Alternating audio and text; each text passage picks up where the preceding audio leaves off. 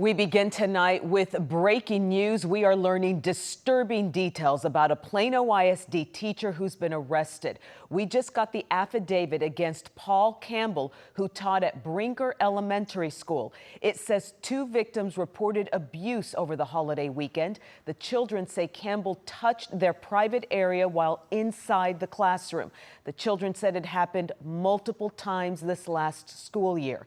Campbell is charged with sexual abuse of children. Now, Plano ISD has called a special board meeting to fire him. Right now, they are in closed session. That's why you don't see anyone in the room. This is all part of the process in a situation like this. Of course, we'll keep you posted and let you know what happened tonight at 10. And now to Irving, where a man is accused of secretly recording women while they were using the restroom. Yeah, we just got to look at court documents suggesting there could be hundreds of victims. Tonight, Irving police are asking potential victims to come forward, and Scoop Jefferson has new reaction at one of the shopping centers involved. That is shocking to me.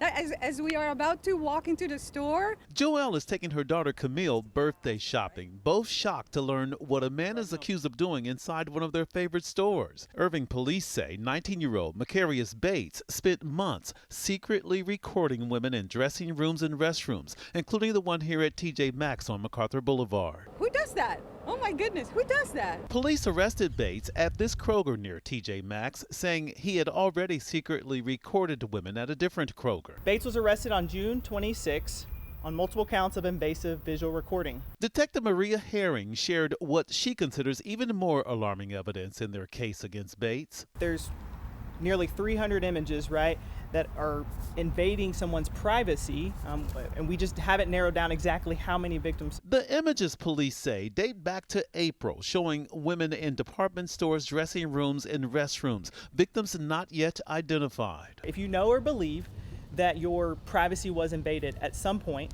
while you're in a shopping area, then contact the police department. Detective Herring says for any victims that do come forward, she'll make sure they get the help they need. We can provide them with counseling if they feel like they need it. The incidents are also shocking to Irving shopper Timmy, who usually shops online.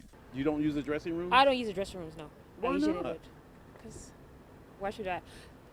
I'm usually, when I come to the store, I'm usually in a hurry. I usually want to go in and come back out. WFAA is waiting to hear back from TJ Maxx about what police say happened in their store, as Joelle also encourages possible victims to come forward. There's nothing to be ashamed of. It happened. They didn't realize it. They should come forward. In Irving, I'm Scoop Jefferson. And this is a live look at our trend tower camera in Rockwall. What a gorgeous evening. Another hot day, though, but thunderstorm chances are on the way. Here's senior meteorologist Jesse Hawila. Storm chances will increase through the weekend. We'll be dry for a couple of days. Still hot, though. Still 100. Ugh, DBU. Feels like 101, so not terribly humid outside right now. We have clear skies across North Texas, a couple clouds here or there, and tomorrow's another triple-digit day. Today was the 3rd triple-digit day in a row. We hit 101. At DFW. We'll be very close to that again tomorrow. DFW 100 is the forecast. 101 Dallas, Fort Worth, Denton, Decatur, Graham, Athens, Palestine, all in the triple digits tomorrow afternoon. Normal highs 95 degrees. The end of the week forecast. 100 tomorrow, 99 Saturday, Sunday, another hot day, but temps go down just a little bit as the chance of rain goes up. We'll have just an isolated shower or thunderstorm Saturday. Better chance for scattered thunderstorms on Sunday. It's not an all-day rain. It's not a washout, but there will be chances of rain throughout the day, which I will time out for you coming up. Now to a developing story in Houston. Some people are demanding an independent investigation into an ICE agent who shot and killed a man. But local leaders say that might not be possible. Lorenzo Salgado was shot and killed Tuesday morning. ICE officials say he was the focus of a targeted immigration operation and tried to hit agents with his van. Salgado's family, immigration advocates, and some Democrats are calling for an investigation. But Houston Mayor John Whitmire says because it was federal agents, no local police were involved. Their hands are tied. If HPD could turn on a switch, pick up a piece of paper, we would have already done it. Whitmire says city officials can urge the federal government to take a closer look at the shooting. We are watching gas prices, which are on the rise in Texas as tensions reignite in the Middle East. Take a look. According to AAA, the average cost of a gallon of regular in Texas is $3.42. That is 7 cents more than yesterday when the industry just reacted to President Trump declaring the ceasefire over. This follows a month of prices slowly creeping downward.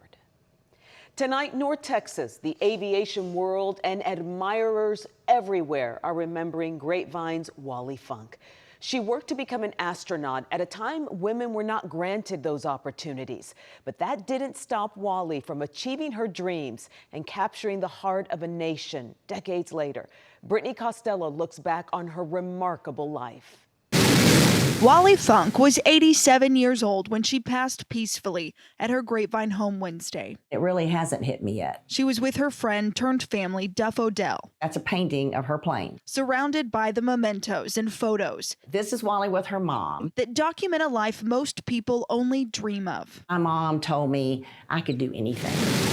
A mindset that took her places women had not gone before. Funk was a pioneer in aviation. Loretta Hall wrote a book about her. She was the most positive and most persistent person I've ever met. Funk was the first female civilian flight instructor at an Army installation in Oklahoma. She went on to become the first female inspector for the FAA, then the first female air safety investigator with the NTSB. And I don't think she really set out to be the first woman to do this or that or another thing.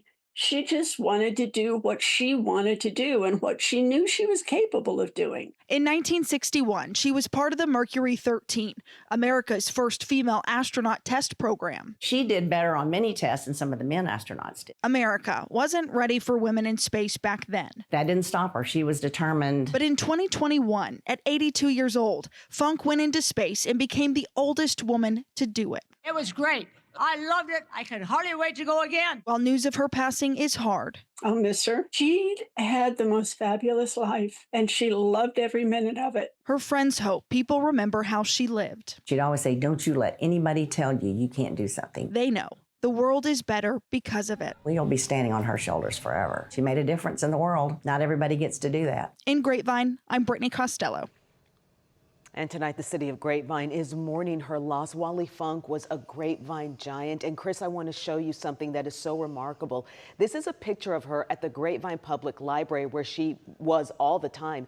And she's holding the plaque that showed her gold lapel pin with the city's logo that she placed in her flight suit, Chris, and took up into space with her back in 2021. That was the only thing she carried with her in her pocket. That's how much she loved the city of Grapevine. Yeah, I'm glad that her story didn't end on the what if, and she was ultimately able to realize her dream.